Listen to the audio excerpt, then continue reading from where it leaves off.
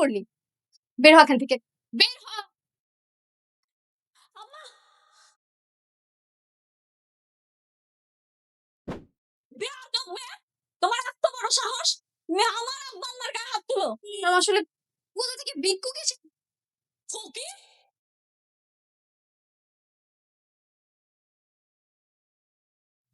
Happy anniversary. Thank you manager uncle, madam. আপনারা তো আমি কইছিলাম এটা একটা পারিবারিক অনুষ্ঠান। শালিমা বিলিয়ার্ডস এর প্রত্যেকটা সদস্য আমার পরিবার। আমার আব্বা আম্মার এত বড় একটা দিনে আপনি বাইরের মানুষে কেমনে আমন্ত্রণ করলেন? একটা বড় জিজ্ঞেসও করলেন না? ম্যাডাম,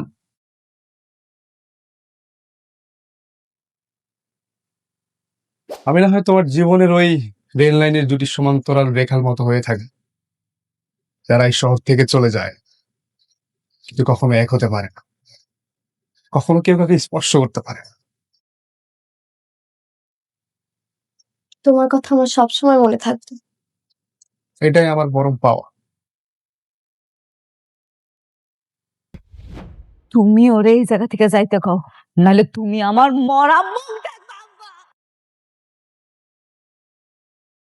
আমি ওর সাথে আর কোনো কথা বলতে চাইতেছি না। তুমি ওরে সুন্দর করে বুঝে বিদায় করাবে। তুমি আমার স্পর্শ করার অধিকার ওই দিনই হারাইছো যেদিন আমার সন্তানের তুমি অস্বীকার করছো। কেন আসবো না? তুমি আমার হাজবেন্ড, তোমার উপর আমার অধিকার আছে। আমি এখানে বারবার আসবো। কেন বুঝতে পারছো না? আমার এই জীবনটা এখন অন্যরকম হয়ে গেছে। এই জীবনে আমি কোনোভাবে তোমাকে জড়াতে চাই না। চাও না মানে? আমি কই যাব?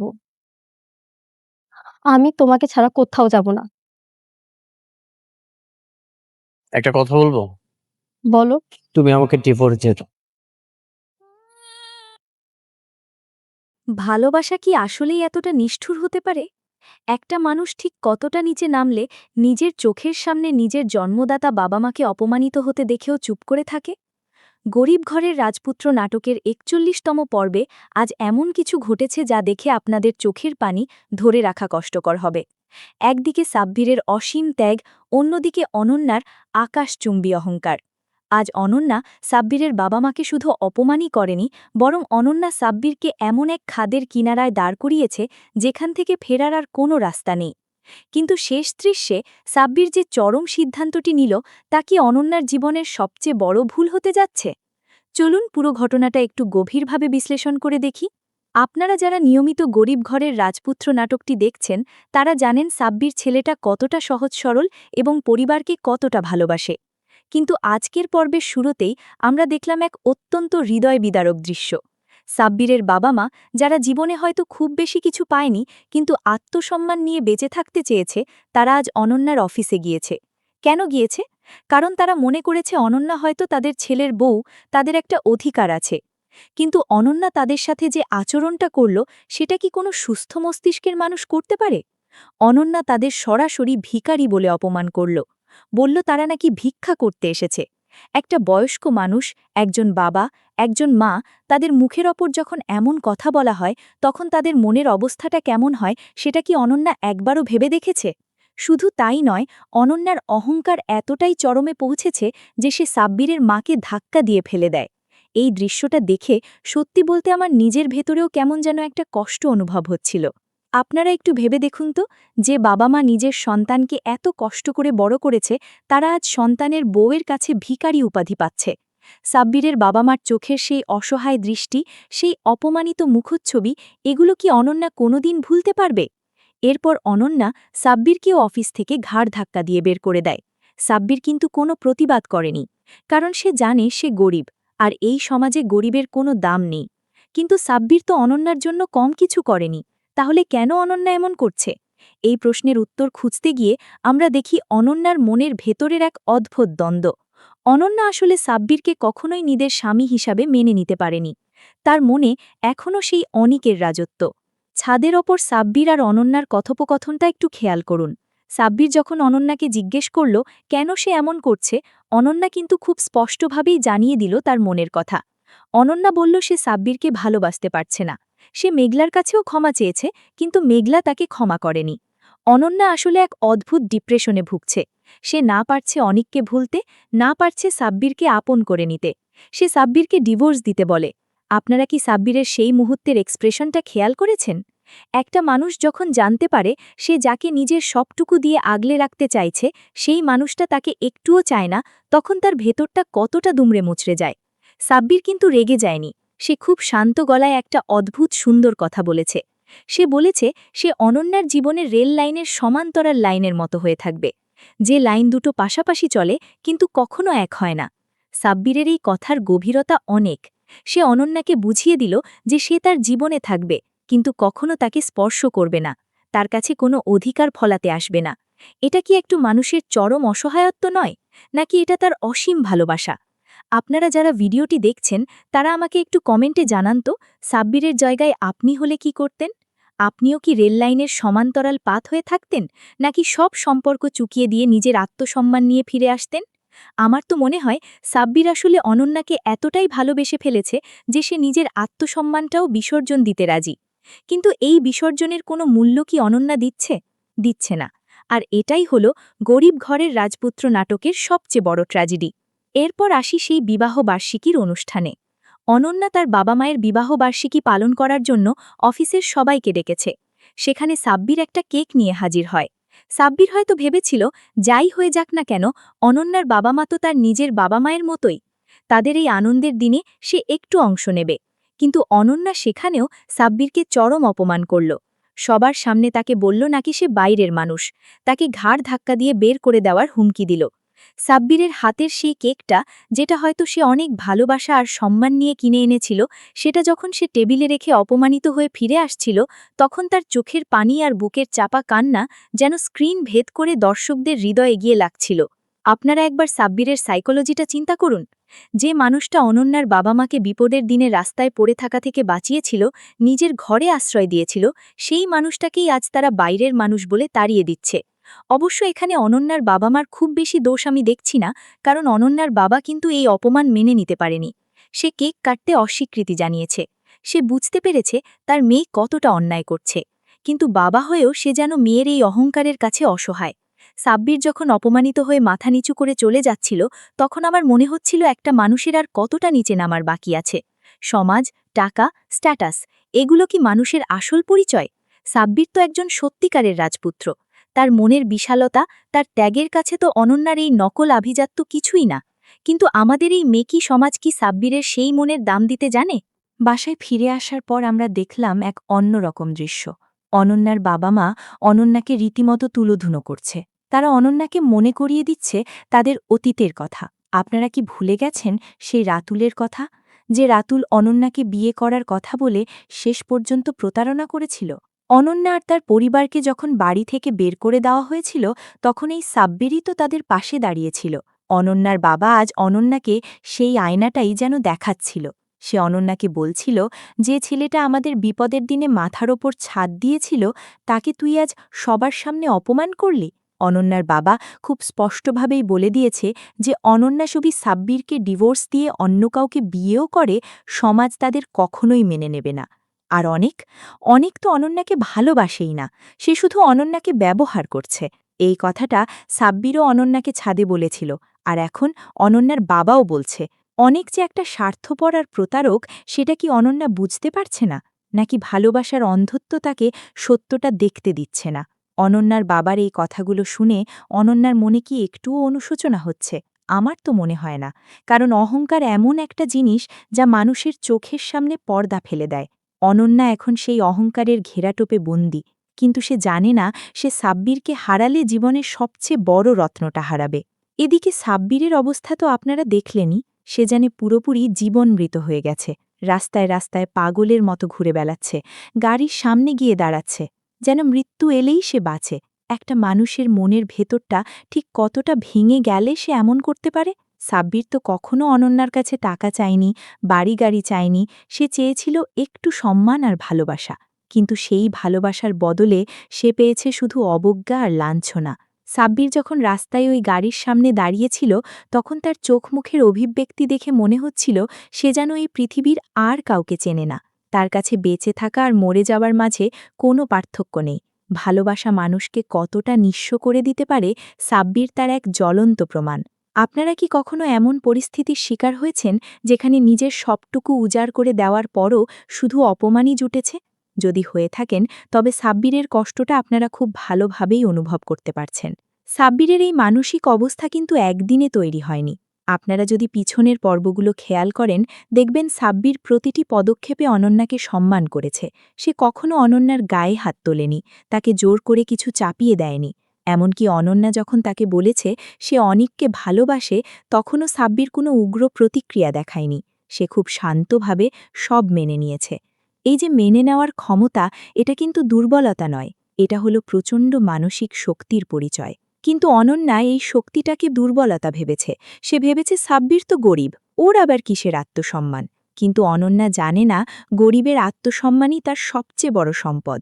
সাব্বির যখন অনন্যার অফিস থেকে অপমানিত হয়ে বের হচ্ছিল, তখন তার হাঁটার ভঙ্গিতে কোনো রাগ ছিল না, ছিল একরাশ হতাশা আর শূন্যতা। এই শূন্যতা কি কখনো পূরণ হওয়ার মতো? আমার মনে হয় না। মানুষের মনে যখন একবার গভীর ক্ষতের সৃষ্টি হয়, তখন হাজার চেষ্টা করেও সেই দাগ মোছা যায় না। অনন্যা সাব্বিরের মনে যে গভীর ক্ষত তৈরি করেছে, তার পরিণাম অনন্যাকে আজীবন ভোগ করতে হবে, কারণ প্রকৃতি কখনো কাউকে ছাড় দেয় না। অনন্যা আজ যাকে ঘাড় ধাক্কা দিয়ে বের করে দিচ্ছে, এমন একদিন হয়তো আসবে যখন এই অনন্যাকেই সাব্বিরের পায়ে পড়ে কাঁদতে হবে, কিন্তু তখন হয়তো অনেক দেরি হয়ে যাবে। অনন্যা যখন নিজের ভুল একটু হলেও বুঝতে পেরে সাব্বিরের বস্তির বাসায় যায়, তখন সেখানে আরেকটা হৃদয় বিদারক দৃশ্য আমরা দেখতে পাই।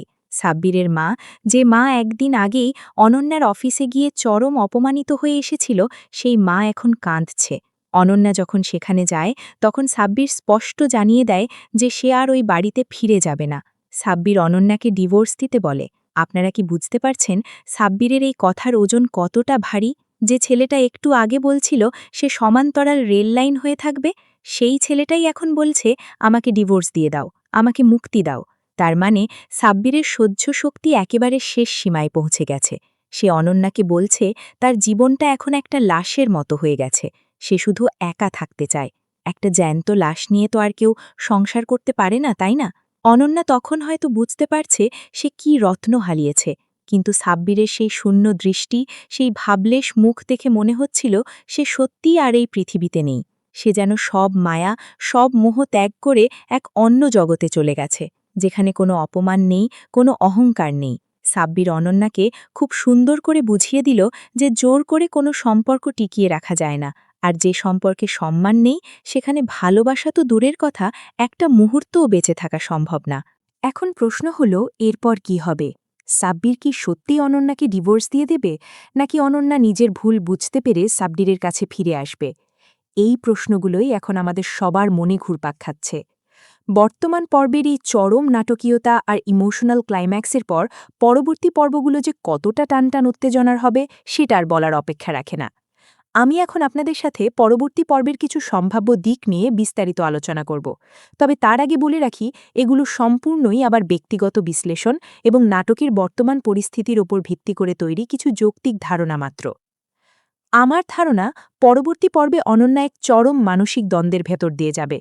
সে যখন বাসায় ফিরে যাবে, তখন তার বাবা মার কথাগুলো তার কানে বাজতে থাকবে। একদিকে সাব্বিরের সেই শূন্য দৃষ্টি আর ডিভোর্সের কথা, অন্যদিকে অনেকের প্রতারণা আর স্বার্থপরতা।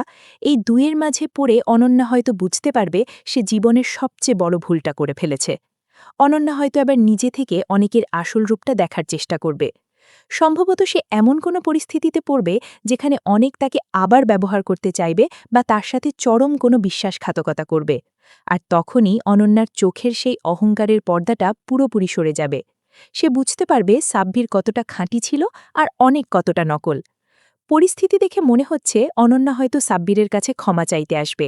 কিন্তু সাব্বির কি তাকে এত সহজে ক্ষমা করবে? আমার মনে হচ্ছে সাব্বির এবার আর আগের মতো গলে যাবে না, কারণ সাব্বির এখন একটা লাশে পরিণত হয়েছে, আর লাশির কোনো অনুভূতি থাকে না।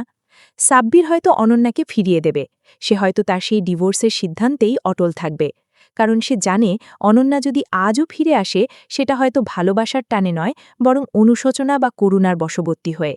আর সাব্বির তো কারো করুণা চায় না, সে তার আত্মসম্মান নিয়ে বাঁচতে চায়। হতে পারে সাব্বির এবার নিজের ক্যারিয়ার বা নিজের পরিবারের দিকে বেশি মনোযোগ দেবে। সে হয়তো এমন কিছু করে দেখাবে যার ফলে অনন্যা সহ পুরো সমাজ বুঝতে পারবে যে গরিব মানেই ফেলনা নয়। সাব্বির হয়তো নিজের যোগ্যতায় এমন এক জায়গায় পৌঁছাবে যেখানে অনন্যাকে তার দিকে তাকাতে হলে মাথা উঁচু করে তাকাতে হবে। অন্যদিকে মেঘলার চরিত্রটাও এখানে একটা বড় ভূমিকা পালন করতে পারে। মেঘলা হয়তো সাব্বিরের এই অবস্থার কথা জানতে পারবে। আমার ধারণা মেঘলা তখন অনন্যার কাছে গিয়ে তাকে আরও একবার কঠিন বাস্তবতার মুখোমুখি করবে। মেঘলা হয়তো অনন্যাকে বুঝিয়ে দেবে যে সে সাব্বিরের মতো একজন মানুষকে কতটা অন্যায়ভাবে ধ্বংস করে দিয়েছে। সম্ভবত মেঘলার সাব্বিরের মধ্যে একটা নতুন করে বন্ধুত্বের বা সমবেদনার সম্পর্ক তৈরি হতে পারে, যা অনন্যার মনে প্রচণ্ড ঈর্ষা আর হাহাকার জন্ম দেবে। তখন অনন্যা বুঝতে পারবে সে যাকে অবহেলা করে তাড়িয়ে দিয়েছে অন্য কেউ তাকে কতটা সম্মান করে। এই ঈর্ষা আর হারানোর ভয় হয়তো অনন্যাকে পাগল করে তুলবে। সে তখন মরিয়া হয়ে উঠবে সাব্বিরকে ফিরে পাবার জন্য। আপনারা একটু চিন্তা করে দেখুন মানুষের সাইকোলজি কিভাবে কাজ করে। যখন কোনো জিনিস আমাদের হাতের মুঠোয় থাকে তখন আমরা তার কোনো কদর করি না, তাকে আমরা ইচ্ছে মতো ব্যবহার করি, অপমান করি, অবহেলা করি। কিন্তু যখন সেই জিনিসটা আমাদের হাতছাড়া হয়ে যায় বা অন্য কারোর হয়ে যাবার উপক্রম হয়, তখনই আমাদের ভেতরে তার জন্য এক অদ্ভুত শূন্যতা আর তীব্র আকাঙ্ক্ষা তৈরি হয়। অনন্যার ক্ষেত্রেও ঠিক এটাই ঘটতে যাচ্ছে বলে আমার বিশ্বাস। অনন্যা এতদিন সাব্বিরকে একটা হাতের পুতুল ভেবেছে। সে ভেবেছে সে যখন যা বলবে সাব্বির তাই মেনে নেবে। সাব্বির তো কোথাও যাবে না। কিন্তু সাব্বির যখন নিজে থেকে ডিভোর্স চাইল, যখন সে নিজেকে গুটিয়ে নিল, তখন অনন্যার সেই অহংকারে একটা প্রচণ্ড ধাক্কা লেগেছে। হতে পারে আগামী পর্বে অনন্যা সাব্বিরের বাবা মার কাছে গিয়ে পায়ে ধরে ক্ষমা চাইবে। যে বাবা মাকে সে ভিখারি বলে অফিস থেকে তাড়িয়ে দিয়েছিল, তাদের কাছেই তাকে ভিখারির মতো ভালোবাসার ভিক্ষা চাইতে হতে পারে। প্রকৃতির বিচার এভাবেই হয়। পরিস্থিতি দেখে মনে হচ্ছে অনন্যার বাবা মাও হয়তো এবার মেয়ের পক্ষ নেবে না। তারা হয়তো সাব্বিরকেই সমর্থন করবে, কারণ তারা জানে সাব্বির কতটা ভালো ছেলে। তবে নাটকের গল্পে আরও একটি বড় টুইস্ট আসার সম্ভাবনা রয়েছে। আমার মনে হচ্ছে অনেক হয়তো কোনো বড় ধরনের ষড়যন্ত্র করবে। সে হয়তো চাইবে অনন্যা আর সাব্বিরের মধ্যে ডিভোর্সটা যেন খুব তাড়াতাড়ি হয়ে যায়, যাতে সে অনন্যাকে বা অনন্যার সম্পত্তিকে পুরোপুরি নিজের কবজায় নিতে পারে। সম্ভবত অনেক এমন কোনো পাত পাতবে যেখানে সাব্বিরকে আরও বড় কোনো অপবাদের শিকার হতে হবে। কিন্তু এবার হয়তো সাব্বির একা থাকবে না। হতে পারে অনন্যার বাবাই সাব্বিরের পাশে এসে দাঁড়াবে এবং অনেকে সেই ষড়যন্ত্রের জাল সবার সামনে ফাঁস করে দেবে। তখন অনন্যার সামনে অনেকের আসল রূপটা পুরোপুরি নগ্ন হয়ে যাবে। অনন্যা তখন নিজের বোকামির জন্য ডুকরে কাঁদবে। কিন্তু সাব্বির কি তখন আর আগের সাব্বির থাকবে?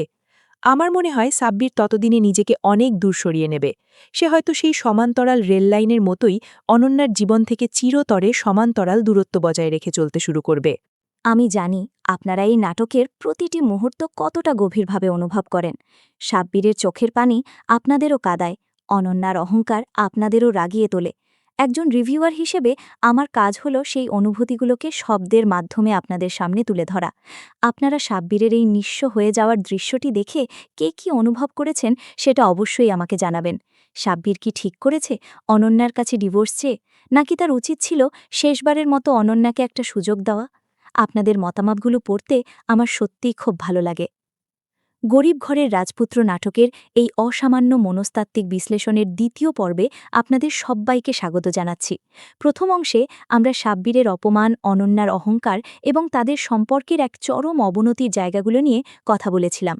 এখন আমরা আরেকটু গভীরে গিয়ে চরিত্রগুলোর মানসিক অবস্থা এবং আগামী পর্বগুলোতে ঠিক কি ভয়ঙ্কর বা আবেগময় ঘটনা ঘটতে পারে তা নিয়ে বিস্তারিত আলোচনা করব। আপনারা যারা সাব্বিরের কষ্ট দেখে চোখের পানি ধরে রাখতে পারেননি, তাদের জন্য আগামী পর্বগুলো হতে যাচ্ছে আরও বেশি রুদ্ধশ্বাস এবং উত্তেজনায় ভরপুর। একটা বিষয় আমি খুব গভীরভাবে চিন্তা করছিলাম। সাব্বির যখন বস্তির ওই ছোট্ট পরিবেশে বসে থালাবাসন মাজছিল, তখন তার চেহারায় যে নিস্তব্ধতা ছিল তা কি শুধু একটা সাধারণ হতাশা? না, এটা কোনো সাধারণ হতাশা নয়। এটা হলো একজন মানুষের ভেতর থেকে পুরোপুরি শেষ হয়ে যাওয়ার প্রতিচ্ছবি। একটা মানুষ তখনই এমন নির্বিকার হয়ে যায় যখন তার আর হারানোর মতো কিছুই অবশিষ্ট থাকে না। সাব্বির তার আত্মসম্মান, তার ভালোবাসা, তার পরিবারের সম্মান সব কিছুই অনন্যার অহংকারের আগুনে পুড়িয়ে ছাই করে ফেলেছে। অনন্যা যখন সেই বস্তিতে গেল, সাব্বির তাকে খুব পরিষ্কারভাবে বলে দিল যে তার জীবনটা এখন অন্যরকম হয়ে গেছে এবং এই জীবনে সে অনন্যাকে জড়াতে চায় না। এই কথাটার মানে কি জানেন?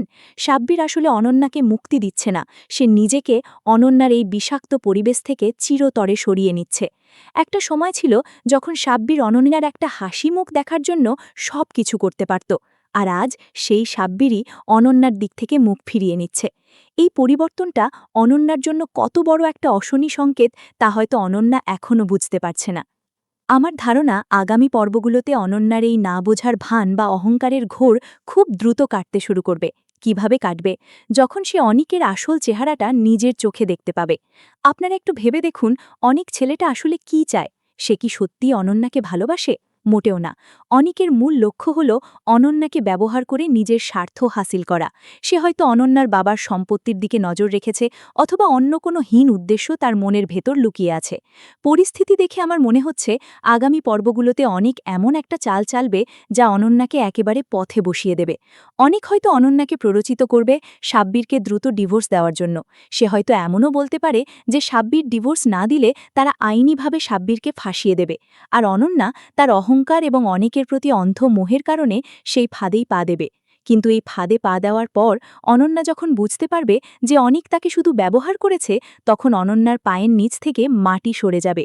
হয়তো এমন একটা দৃশ্য আমরা দেখতে পাব যেখানে অনিক ঠিক সেভাবে অনন্যাকে অপমান করে তাড়িয়ে দিচ্ছে, যেভাবে অনন্যা সাব্বিরের বাবা মাকে অফিস থেকে ঘাড় ধাক্কা দিয়ে বের করে দিয়েছিল। প্রকৃতির বিচার বা কার্মা বলে তো একটা শব্দ আছে, তাই না? আজ অনন্যা যে বীজ বপন করেছে, কাল তাকে সেই বিষাক্ত ফলই খেতে হবে। সাব্বিরের মায়ের এক ফোঁটা পানির দাম অনন্যাকে কড়ায় গণ্ডায় চুকিয়ে দিতে হবে। আপনারা কি আমার এই ধারণার সাথে একমত? আপনাদের কি মনে হয় অনিক অনন্যার সাথে খুব বড় কোনো প্রতারণা করতে যাচ্ছে? এর পাশাপাশি অনন্যার বাবা মায়ের চরিত্র দুটিও আগামী পর্বগুলোতে অত্যন্ত গুরুত্বপূর্ণ হয়ে উঠবে বলে আমার প্রবল বিশ্বাস। অনন্যার বাবা ইতিমধ্যেই সাব্বিরের প্রতি তার সমর্থন স্পষ্ট করেছেন। তিনি অনন্যাকে পরিষ্কার বলে দিয়েছেন যে সাব্বিরকে ডিভোর্স দিয়ে সে যদি অন্য কাউকে বিয়েও করে, তবুও তারা সেটা মেনে নেবেন না। আমার মনে হচ্ছে অনন্যার বাবা এবার মেয়ের অন্ধ ভালোবাসাকে প্রশ্রয় না দিয়ে সরাসরি সাব্বিরের পাশে এসে দাঁড়াবেন। হতে পারে তিনি সাব্বিরের কাছে দিয়ে ক্ষমা চাইবেন এবং সাব্বিরকে নিজের ছেলের মর্যাদা দিয়ে তাকে নতুন করে জীবন শুরু করার সাহস যোগাবেন।